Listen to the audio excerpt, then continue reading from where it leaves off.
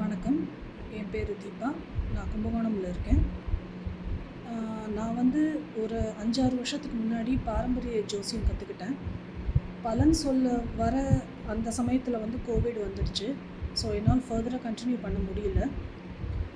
நான் ALP astrology YouTube மூலமாக பார்த்தேன்.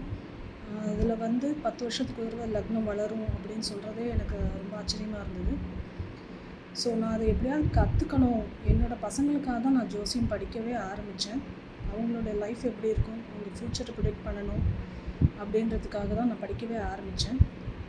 ஸோ ஏஎல்பியில் அதை பற்றி கற்றுக்கலாம் அப்படின்றதுக்காக நான் ஜாயின் பண்ணேன்.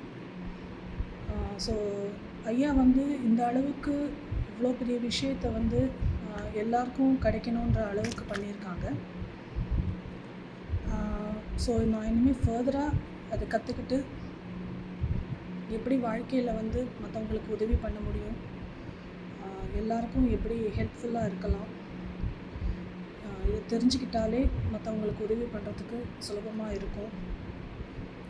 அதனால் நான் பேசிக் கிளாஸில் இது கற்றுக்கிட்டேன்.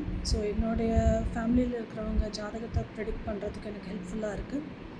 ஸோ ஃபர்தராக அட்வான்ஸ்ட் கோர்ஸ் கற்றுக்கிட்டு இனிமேலும் மற்றவங்களுக்கு எப்படி உதவிகரமாக இருக்க முடியும் அப்படின்றதுக்காக தான் நான் இதில் ஃபர்தராக கண்டினியூ பண்ணணுன்னு ஆசைப்பட்றேன்.